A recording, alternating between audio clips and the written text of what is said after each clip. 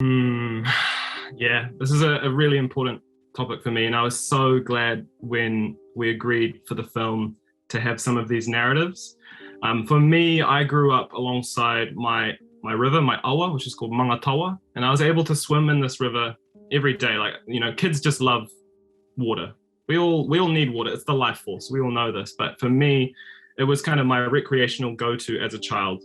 And I know for so many, especially rural Maori, but any rural community, sorry, they rely on these natural resources, especially for recreation for our children. They need these types of pastimes and ways to connect with nature. Without these natural recreational, or for some cases food sources, we start to really drift away from having a deep connection with te taiao, the environment. And I've seen it with a lot of people, a lot of communities. And there's one community that we talk about in the film, Lake Omapere.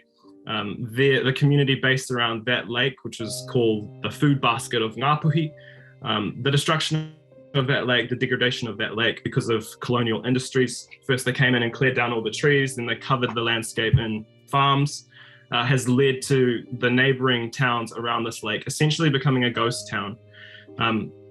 And so we talk about that in the film, which I'm so glad we were able to touch on, because the effects of animal farming and colonization on Aotearoa New Zealand have been just immeasurable. I can't overstate how impactful animal farming has been on Maori communities in Aotearoa New Zealand. And I'm sure it's the same case across the world, but I'll just speak to Aotearoa.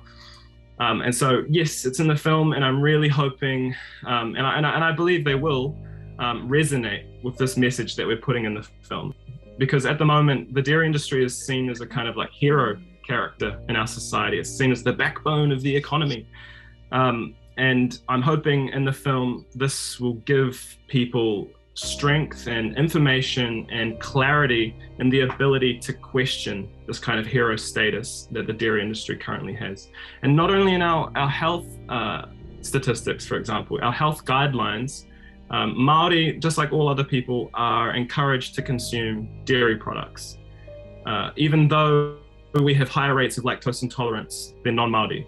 And so for me, that's racist to encourage dietary guidelines that harm us, essentially, is racist. And we highlight things like that in the film.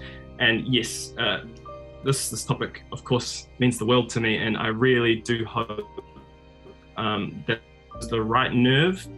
It is a sensitive topic, but really fingers crossed that it has a positive resonance with Te Iwi Māori, my whanaunga, my whānau, because really there is a shadow lingering over Aotearoa, and it's the shadow of a cow, and people need to finally see that for what it is.